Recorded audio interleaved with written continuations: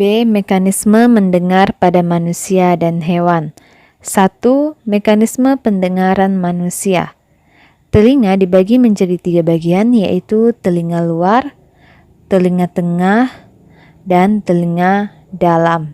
Bisa diperhatikan pada gambar yang telah dicantumkan.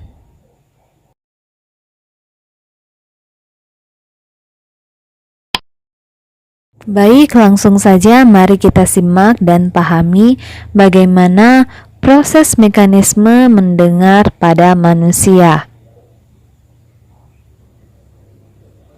Bunyi yang terdengar oleh telinga kita memerlukan yang namanya medium. Bunyi memerlukan medium untuk merambat. Telinga luar dan telinga tengah terisi oleh udara dan rongga telinga dalam terisi oleh cairan limfa. Berikut ini adalah bagian-bagian penyusun telinga dan fungsinya. Pada telinga bagian luar terdapat daun telinga dan saluran telinga. Daun telinga berfungsi untuk mengumpulkan gelombang suara ke saluran telinga. Sedangkan saluran telinga berfungsi untuk menangkap debu yang masuk ke saluran telinga dan mencegah hewan berukuran kecil masuk ke dalam telinga. Pada telinga bagian tengah terdapat gendang telinga atau membran timpani dan tulang telinga atau malleus atau martil, incus atau landasan, dan stapes atau sanggurdi. Gendang telinga atau membran timpani berfungsi untuk menangkap gelombang suara dan mengubahnya menjadi getaran yang diteruskan ke tulang telinga. Tulang telinga ini berfungsi untuk meneruskan getaran dari gendang telinga ke rumah siput.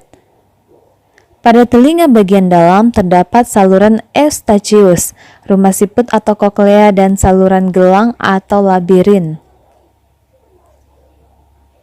Saluran eustachius berfungsi untuk menghubungkan ruang telinga tengah dengan rongga mulut atau faring, yang berfungsi untuk menjaga tekanan udara antara telinga tengah dengan saluran di telinga luar agar seimbang. Tekanan udara yang terlalu tinggi atau rendah disalurkan ke telinga luar dan akan mengakibatkan gendang telinga tertekan kuat sehingga dapat sobek. Koklea merupakan saluran berbentuk spiral yang menyerupai rumah siput. Di dalam koklea terdapat adanya organ korti yang merupakan fonoreseptor. Organ korti berisi ribuan sel rambut yang peka terhadap tekanan getaran. Getaran akan diubah menjadi impuls saraf di dalam sel rambut tersebut dan kemudian diteruskan oleh saraf ke otak. Saluran gelang atau labirin terdiri atas saluran setengah lingkaran atau semisirkularis yang berfungsi untuk mengetahui posisi tubuh atau alat keseimbangan. Proses mendengar pada manusia melalui beberapa tahap. Tahap tersebut diawali dari lubang telinga yang menerima gelombang dari suara. Gelombang suara yang masuk ke dalam lubang telinga akan menggetarkan gendang telinga atau yang disebut membran timpani.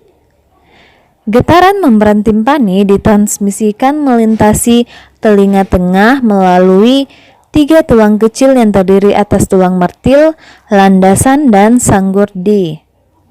Telinga tengah dihubungkan ke faring oleh tabung eustachius. Getaran dari tulang sanggurdi ditransmisikan ke telinga dalam melalui membran jendela oval ke koklea. Koklea merupakan suatu tabung yang bergulung seperti rumah siput. Koklea berisi cairan limfa. Getaran dari jendela oval ditransmisikan ke dalam cairan limfa dalam ruangan koklea. Di bagian dalam ruangan koklea terdapat organ korti. Organ korti berisi cairan sel-sel rambut yang sangat peka. Inilah reseptor getaran yang sebenarnya. Sel-sel rambut ini akan bergerak ketika ada getaran di dalam koklea, sehingga menstimulasi getaran yang diteruskan oleh saraf auditori ke otak. Selanjutnya yaitu 2. Pendengaran pada hewan. Beberapa mamalia akan menggunakan daun telinga untuk memfokuskan suara yang diterimanya. Sistem ini disebut sistem sonar, yaitu sistem yang digunakan untuk mendeteksi tempat dalam melakukan pergerakan dengan deteksi suara, frekuensi tinggi atau ultrasonik. Sonar merupakan suatu metode penggunaan gelombang ultrasonik untuk menaksir ukuran, bentuk, letak, dan kedalaman benda-benda. Kelelawar. Kelelawar dapat mengeluarkan dan menerima gelombang ultrasonik dengan frekuensi di atas 20.000 Hz pada saat ia terbang. Gelombang yang dikeluarkan akan dipantulkan kembali oleh objek yang akan dilewatinya dan diterima oleh receiver atau alat penerima. Pada saat terbang dan berburu, kelelawar akan mengeluarkan bunyi yang frekuensinya tinggi, kemudian mendengarkan gema yang dihasilkan. Pada saat kelelawar mendengarkan gema, kelelawar hanya akan terfokus pada suara yang dipancarkannya sendiri. Rentang frekuensi yang mampu didengar oleh makhluk ini terbatas, sehingga kelelawar harus mampu menghindari efek Doppler yang muncul.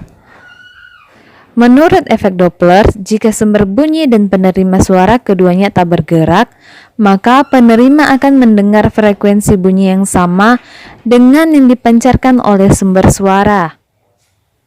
Akan tetapi, jika salah satu dari sumber bunyi atau penerima suara tersebut bergerak, frekuensi yang diterima akan berbeda dengan yang dipancarkan. Pada keadaan tersebut, frekuensi suara yang dipantulkan dapat jatuh ke wilayah frekuensi yang tidak dapat didengar oleh kelelawar. Agar dapat menghindari efek Doppler, kelelawar akan menyesuaikan besar frekuensi suara yang dipancarkannya. Misalnya, kelelawar akan mengirimkan suara berfrekuensi tinggi untuk mendeteksi lalat yang bergerak menjauh, sehingga pantulannya tidak hilang. B. Lumba-lumba.